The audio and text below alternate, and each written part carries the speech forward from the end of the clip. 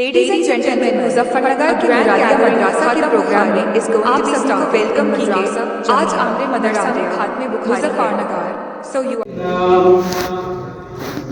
وبه قال أخبرنا فضيلة الشيخ المفتي محمد فرقان المظفر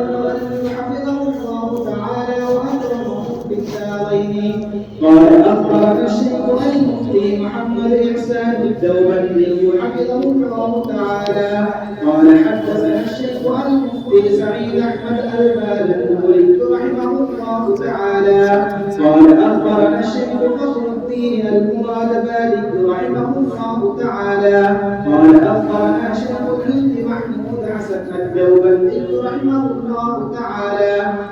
وحدثنا فضيلة الشيخ المفتي محمد صادق المظفر المغربي حفظه الله تعالى وأكرمه في الدارين. قال أخبرنا الشيخ عبد الحق الأعظمي رحمه الله تعالى قال أخبرنا شيخ الإسلام حسين أحمد المدني رحمه الله تعالى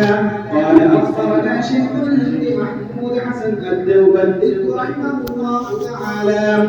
عن الشيخين الجليلين الكريمين الشيخ العلامة قاسم العلوم والخيرات محمد قاسم حماد الرقمي رحمه الله تعالى والشيخ العلامة فقيه العصر رشيد أحمد الجنجوي رحمه الله تعالى وهما يرويانه عن الشيخ الشاب عبد الغني المجددي رحمه الله تعالى قال أخبرنا الشيخ الشاب محمد إسحاق الدهلوي رحمه الله تعالى قال أخبرنا الشيخ الشاب عبد العزيز الدهلوي رحمه الله تعالى قال أخبرنا العارف بالله الشيخ ولي الله بن عبد الرحيم الفلكي ثم الدهلوي رحمه الله تعالى قال أخبرنا الشيخ أبو طاهر محمد بن إبراهيم القرظي رحمه الله تعالى